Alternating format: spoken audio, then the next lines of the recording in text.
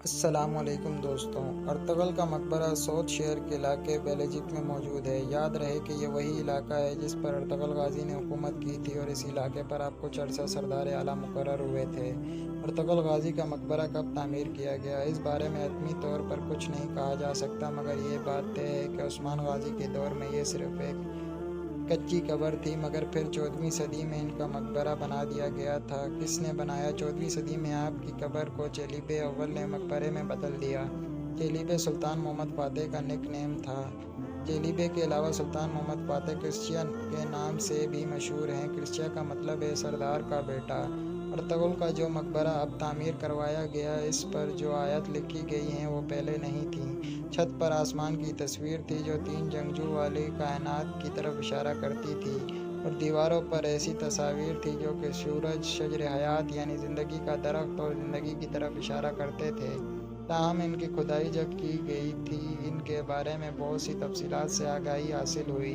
غازی کا مقبرہ 3 بار تعمیر کروایا گیا اور اس کی اصل شکل تبدیل ہو گئی۔ 1886 میں سلطان عبدالحمید دوم نے اس کو پھر سے تعمیر کروایا اور اس میں ایک فوارے کا بھی اضافہ کیا۔ مقبرے کی دیواریں پتھروں اور اینٹوں کی بنی ہیں۔ مقبرے کے بارے میں دوسری حیرت انگیز بات یہ ہے کہ 1919 سے 1922 کے درمیان لڑی جانے والی ترکی کی جنگ آزادی میں یونانی فوجوں نے سوت پر قبضہ کر لیا تھا۔ یونانی کمانڈر، جس کا نام سوفکلس تھا، وہ مقبرے کے دروازے میں داخل ہوا اور کہا، اٹھو ارطغرل، اور اس جگہ کو فوراً خالی کرو اور اپنی موجودہ اولاد کو ہمارے قہر سے بچا لو۔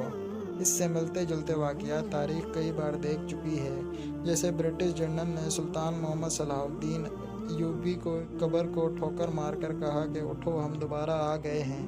وہ گھوڑے پر ایسے سوار ہو کر استنبول شہر میں داخل ہوا جیسے سلطان محمد فاتح داخل ہوا تھا۔ یہ تمام واقعات مسلمانوں سے نفرت کا منہ بولتا ثبوت ہیں۔ یونانی فوجی کمانڈر نے ارطغرل کی قبر پر گولیاں برسائیں اور یونانی فوجی دستے نے بھی مقبرے پر گولی چلائی۔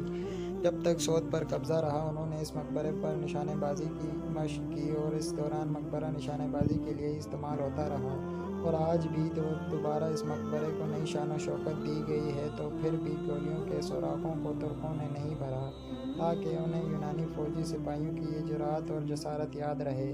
بیلجک اور سوت کو یونانی فوجوں نے 3 بار فتح کیا تھا، پہلی بار 8 جنوری سے 11 جنوری 1921 تک، دوسری بار 24 مارچ سے 21 اپریل 1921 تک، اور تیسری بار 12 جولائی 1921 سے 6 ستمبر 1922 تک۔